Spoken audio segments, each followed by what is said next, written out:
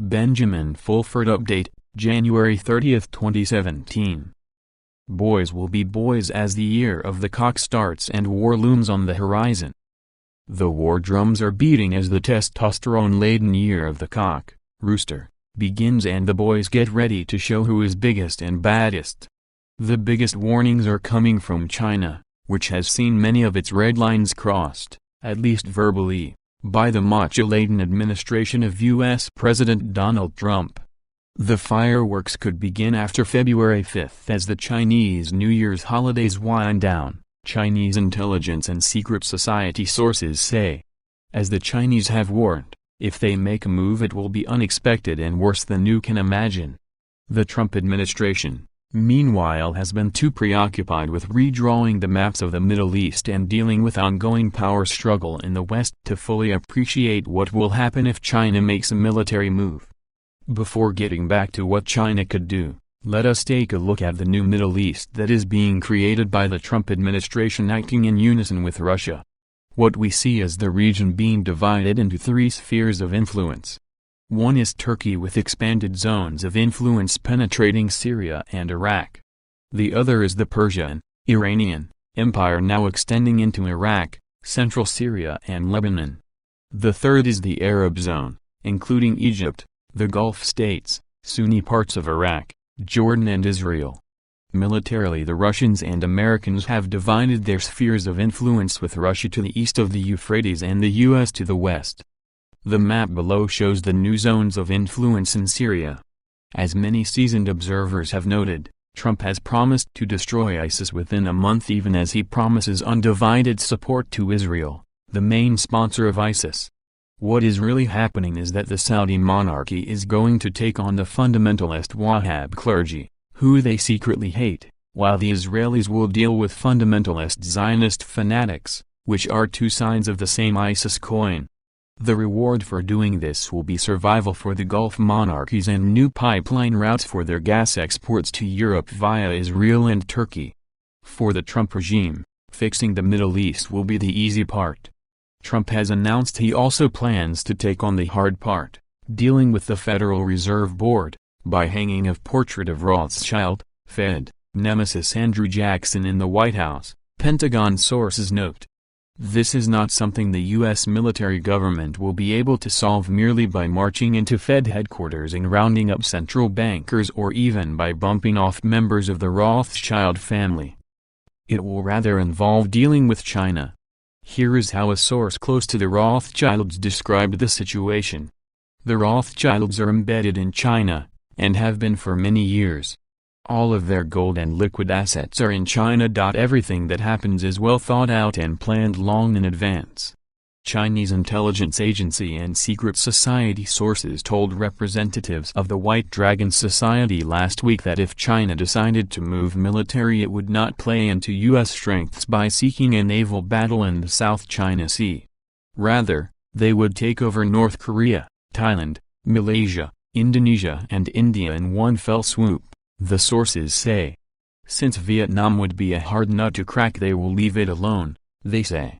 CIA sources in Indonesia do confirm that millions of Chinese have entered Indonesia in recent years after the government of Joko Widodo, Jokowi, removed visa restrictions. The Indonesians are also still angry about the murder of President Sukarno by the CIA and subsequent quashing of the Sukarno-Kennedy plan to start a new financial system. For that reason Indonesians strongly support a new Asian-centered world financial system. The Chinese say they are fully aware the U.S. would retaliate against such a move by closing the Straits of Hormuz and the Straits of Malacca and thus cut off much of their oil. However, the Chinese have prepared for such a contingency by systematically building oil and gas pipelines and reducing their dependence on oil arriving via tanker from the Middle East. The Chinese, in any case, use coal for 80% of their energy needs and as things stand now, only a quarter of their oil imports would be cut off by such a move. Furthermore, they know the Russians have a population of only 10 million in Siberia and could only protect this vast territory from China with all-out nuclear war. The Russians, having been abused by Western powers for so many years, are also wary the sudden Western romantic appeal for a Christian, white, alliance. As one FSB source asked a WDS member in response to the new American friendliness, whatever happened to the BRICS? They were told the world was no longer going to be divided into competing blocs but rather everybody will be friends from now on. The bottom line is the Chinese are sure the Russians will stay neutral if they make the military moves outlined above. The Russians and their Serbian allies, though, are inclined to take revenge for the destruction of Yugoslavia by moving into Kosovo, Gnostic Illuminati sources say. This would allow the Slavic peoples to gain control of the vast mineral resources in Kosovo that were the reason Yugoslavia was destroyed in the first place, they say. The Russians also have some justice they want done in eastern Ukraine too. In other words, the Russians may decide to take advantage of the distraction caused by any Chinese move to settle some old scores in Eastern Europe. Nonetheless, the Chinese are pragmatic and know that a win-win solution would be infinitely preferable to the scenarios outlined above. For that reason, they support the WDS plan for a new meritocratically staffed future planning agency that would coordinate a massive East-West campaign to end poverty and stop environmental destruction. Such a campaign would see tunnels connecting Alaska with Eurasia, Japan with Eurasia and Africa with Eurasia as well. The big projects would include turning the deserts green, replenishing the oceans with fish etc. The Asians also say they are willing to accept a Westerner as first head of such an agency as long as his or her successor was an Asian. After that, the job would go to the best person regardless of ethnic or cultural origin. Even if the U.S. avoided provoking war with China, the Trump regime simply could not take over the Federal Reserve Board because the U.S. dollar is not controlled by the United States. Over 100 nations, including Canada and most of Europe, are already in favor of the Chinese-led AIIB and have signed on to the new carbon quota international financial voting regime. If the U.S. tried to unilaterally take this over, they would be isolated and soon find they could no longer pay the wages of the U.S. military spread out over 800 bases around the world. The alternative, and this is one this newsletter has long recommended, is for Trump to issue Treasury dollars controlled by the U.S. government. These dollars could be issued in whatever quantities the government wanted to pay for U.S. infrastructure, education, domestic military activities, R&D etc. Internationally it would be worth about half of the international U.S. dollar. This would make U.S. industry competitive again overnight and lead to a huge investment, tourist and export boom for the U.S. By contrast, Chinese imports would double in price overnight. In such an event, the Asians have agreed the new future planning agency would continue to finance planet-friendly U.S. military activities around the world. The only other alternative Trump would have would be to raise tariffs, but, if the example of Argentina after World War II is anything to go by, this would lead to a slow degeneration of an isolationist U.S. into third world status. In any case, these are all issues the Trump administration will get further involved with after its power struggle in the West ends. On this front, Pentagon sources had many new developments to report.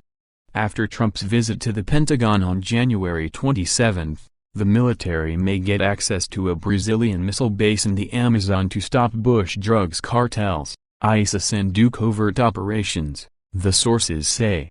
In addition, the sources report that a Cabal base in San Diego was blown up on January 24.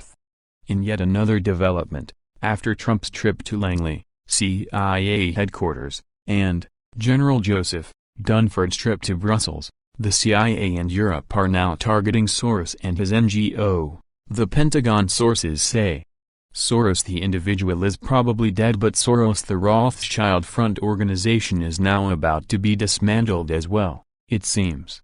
The other thing the Pentagon sources had to report is that with drug dealer Joaquin, El Chapo, Guzman, singing like a canary, Trump may send feds to take over Chicago, the center of CIA-linked Mexican cartel drug distribution, while getting rid of Mossad boss, Chicago Mayor, Rahm Emanuel. With all of these macho goings on, it is perhaps a good time to imagine what a calmer, female voice would have to say. While we cannot presume what Queen Elizabeth, who has met 12 U.S. presidents, would say about current events. It is a good bet. Her advice would be something along the lines of make love not war. On a final note, the visit to Antarctica has been put off for now.